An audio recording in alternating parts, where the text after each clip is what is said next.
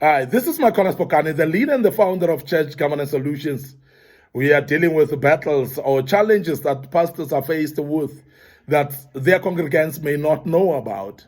These are actually personal challenges that pastors are going through. And it is very important to unfold this so that even congregants know that their pastors go through challenges so that they can be able to step up and assist where they need to assist. They can be able to rise up, step in, and be able to support their pastors where they need to support them. And pastors are not super beings. Pastors are not angels. Pastors are human beings as well, crafted by God, that have accepted the Lord as a personal Savior. They are living in this world as well, facing challenges like you do as well. And that's the reason why we speak about this topic, so that we may know and be aware that our pastors are faced up with challenges. And those challenges, therefore, needs to be supported. They need to be supported in them so that they can be able to become victorious in those challenges. And I'm emphasizing this because it is very key for us to be aware that our pastors need our help as well. They need our support every time as well, because they are human beings that need to be supported as well. One of the challenges that pastors are faced with is what we call wrong administrative policies. And sometimes we're having administrative policies in our churches that are very wrong, and that are actually running the ministry asunder, that are destroying the ministry because of the wrong policies. And that's, for an example, we're finding some of the pastors that have got policies against young people putting on trousers, young people putting on clothes, a certain type of clothes and so on as policies. And therefore you're limiting the church growth because you've got some policies that are speaking to clothes and clothes that are not wrong. I mean, if people are dressing up in a way that they don't expose themselves, they don't actually reveal, and they're dressing up. So why don't you allow people to dress their way? And sometimes you find people actually prescribing in churches young ladies to put on some scarves on their heads. And if you don't put scarf on your head, then you're not allowed in this particular church. We have seen cultural and traditional things like pastors putting policies, what we call hair policy. And a certain type of a hairstyle is not allowed in this particular church. Now, because of that, these are things that limit the church. Because this is an administrative issue, it actually limits the church. And because it limits the church membership, so it will strangulate the church itself. And we have seen that these are challenges that many pastors are having, and because of that, such policies. And there are churches whereby we know that they are actually having policies of non-marriage policies where they don't allow pastors to marry. And I know there are churches like that. And therefore, because of that wrong policy, administrative policies, you find that many of these very same people fall into some type of sins that are exposed because of type of policies that they have in their churches. And that becomes a challenge because your policies should actually facilitate membership. It must facilitate growth of the church exponentially and also spiritually. It must actually allow the church to grow spiritually as well, to the knowledge of God as well. There are policies sometimes that don't allow women to preach, that don't allow women to stand on the stage and minister. And that is limiting type of policies as we speak right now. This type of policies, they are actually denying you of the gifts that you have in the house. Because some of the gifts that God has instituted are in the women that you're restricting and saying they're not allowed to stand in front of the people in the church. And those gifts are being denied to you, and you cannot be able to be exposed to them because you are limiting them through your policies. And I want to emphasize this because policies can be very, very limiting. And policies can strangulate a church. They can kill a church. They can actually be limitations of a church growth. And policies may be a limitation actually of pursuing the vision of God in a particular church. So all this is very, very important that we mention that wrong administrative policies, they are actually to hamstring your church. They will destroy your church. And that becomes a challenge as well in every church that is having such policies. Now, the second challenge that I want to deal with, that pastors are faced with, that congregations may not know about, is what we call weaknesses or bad habit. There are some bad habits that pastors may be having. And some of the pastors, honestly speaking, we've seen that they're having certain wrong habits that they have. And some of those habits they know about. Some of those habits they may not know about. But I want to also emphasize that when a pastor is having a certain habit, instead of gossiping and talking bad about them behind their back, it is going to be very important that as a fellow Christian, please come closer to them and support them in that regard. Advise them in this regard and make sure that you're not judgmental at all, but you are able to assist them. Because some of the habits are habits that you as an individual, you've conquered in your life in the past. You know how to deal with that particular habit. It is therefore very important that you don't judge your pastor. Instead, please get closer to him or her and assist them in advising them on how to conquer this particular habit. And I'm emphasizing this because this type of habits that a certain pastor may have, it is not something that's supposed to be a talk of the town. It's not something that's supposed to be a gossip topic that people drink tea about. It must be something that we are there to be able to assist. But also as a pastor, when you have got a wrong habit in you, and I want to emphasize that you must be able to self-reflect. You must identify that particular habit and regard it as wrong. And don't continue embracing it and living in such a habit that you know is unbecoming.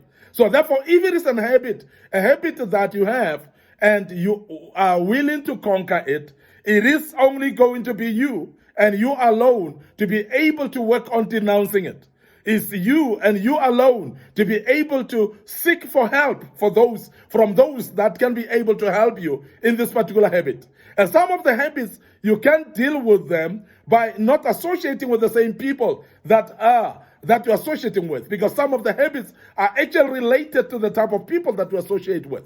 Now, as a pastor, it's very important to identify that and say, my habit is actually being facilitated by the people that are within my company, the people that I work with, the people that I spend more time with. And because of that, so please associate yourself with those type of people, because when you are away from those people, that type of a habit will work out immediately. Some of the habits are actually facilitated by the spaces that we spend time in, places that we go to that are inappropriate. And as a pastor, I want to urge you to understand that that habit is because you go into wrong places. And please be careful of the type of places that you go to that are enhancing this type of a habit. And if that is the case, cut yourself off from such places that are enhancing this type of a habit, because by so doing, you will actually be able to get rid of this particular habit. There are those habits that you may get advice from other people, that you may actually speak to somebody that has conquered them before. Some of the people are the very same mentors that you have, people that you're looking up to, the people that are your role models. You must feel free to approach them and be able to say, I want to come out of this habit, therefore I must make an effort to come out of this by going to somebody who can assist me in coming out of this habit. Now, some of these habits are actually not just a habit that started now. It has started long time ago. So therefore, it will not be easy just to reverse it overnight. And I want to urge you to be patient with yourself. As you go through the process of rewinding this habit, please be patient with yourself. Because there will be a time when the devil condemns you with this particular habit, even after you've gone through rehabilitation. When you find yourself relapsing back to this type of particular habit, don't allow the devil to condemn you in this regard. Rise up and trust God in the process of completely shedding off that habit away, and you will be able to shed it off. And remember, as a pastor as well, there are these type of habits that are not palatable to the congregants. They are misleading to the people. So therefore, we cannot actually hang around with those type of habits as well. We have to deal with them, but you need to be decisive about it. You need to be somebody who is actually ready to change, teachable as well. And therefore, as you are, make sure that you deal with it in a proper manner. You will be able to deal with that. Now, another challenge that I want to close with today, I want to speak about that pastors are facing, that some of the congregants may know about, may not know about, but these are the challenges that pastors go through, is what we call family crisis or a family problem. And some of the problems are problems that you cannot share them to other people. There are pastors that are going through divorce. And as you're going through divorce, it's a situation that you cannot actually go and hang your dirty linen out there and tell everybody about it. You're dealing with this situation alone at this particular time. But I want to urge you as a pastor that if you've got somebody to confide in with those personal problems, which are family crisis as well, please open up to the right people. Open up to matured people that will be able not to hang your dirty linen out there, people that will not go and publicize what you're going through, but people that will be able to assist you and step in advising and assisting you. Remember, those personal and family crises, sometimes they need finances. And please make sure that you speak to the right people. You speak to the people that you can trust. You speak to the people that you know you can actually keep confidential issues with them. People that can keep confidential issues. Because there are people amongst us that are not able to keep confidential issues. People that are forever itching to tell people about other people's issues. These are the type of people that you must be careful not to be sharing things with them, because otherwise they will destroy you and your family because of sharing your family problems with them. Now, as a pastor, remember, people are looking up to you. But it is not actually important for you to hide things if you have people that you can share with. As much as people are looking up to you, but you are a vulnerable individual. Remember, you are a human being as well, who's having issues as well, that there are people that can be able to help you with. Don't be proud and close yourself up and think of that I cannot share things with people. If there are people that can share issues with, this crisis with, those people that will rise up and be able to step in and assist you, please do so, share with them, and make sure that they assist you. And as a pastor, you are a human being as well. You go through issues, you go through difficulties, you go through battles in your life and challenges in your life, and please be transparent about them to the right people, of course, and speak at the right time, at the right place, and speak to the right people as well, and they will be able to step in and help you. I want to end up here today, your host, Micornus Phokane.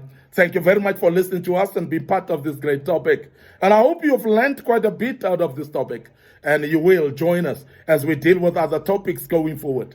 And before I check out, I want to remind you about our social media platforms, our Facebook page, Micornus Phokane, Church Covenant Solutions. Please remember to subscribe to our YouTube channel as well, and click notification buttons on those platforms. And may the good Lord bless you as you join us. And I believe strongly that you will be helped as you continue with us.